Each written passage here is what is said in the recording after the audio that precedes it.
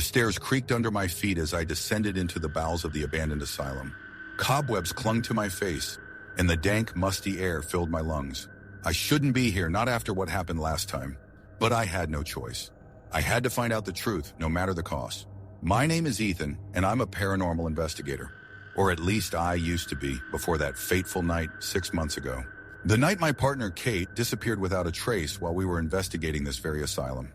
The police had long since given up the search, writing her off as yet another casualty of this cursed place. But I knew better. I knew she was still here, somewhere in these twisting, decaying halls. As I reached the bottom of the stairs, my flashlight flickered ominously. The batteries were brand new, but something about this place seemed to drain the life out of everything, even inanimate objects. I steeled my nerves and pressed on, my heart pounding in my ears. That's when I heard it. A faint whisper, barely audible over the sound of my own ragged breathing. "Ethan," it called in a voice I recognized all too well. "Kate." I sprinted down the hall, heedless of the debris and broken glass littering the floor.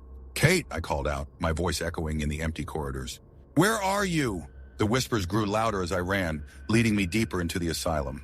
I turned a corner and skidded to a halt, my blood turning to ice in my veins. There at the end of the hall stood Kate, but not as I remembered her. Her once vibrant eyes were now sunken and lifeless, staring blankly ahead. Her skin was pale and mottled, like a corpse long forgotten. She wore the same clothes as the night she disappeared, now tattered and covered in dark, rust-colored stains. "Kate," I choked out, tears streaming down my face. "What happened to you?" She tilted her head to the side as if considering the question. Then in a voice that sounded like shards of glass scraping against stone, she spoke. "You left me, Ethan. You left me to die in this place. And now you will join me." She raised a hand and I felt an invisible force wrap around my throat, lifting me off the ground. I clawed at my neck, gasping for air, as Kate glided closer, her dead eyes boring into mine.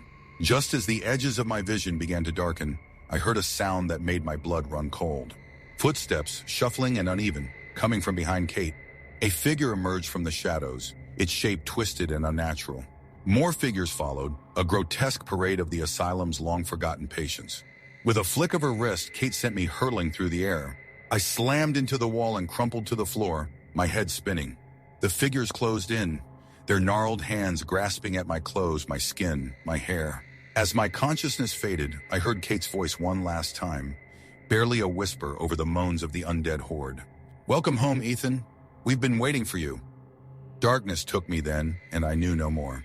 Only the never-ending nightmare of the asylum, and the souls trapped within its walls for all eternity.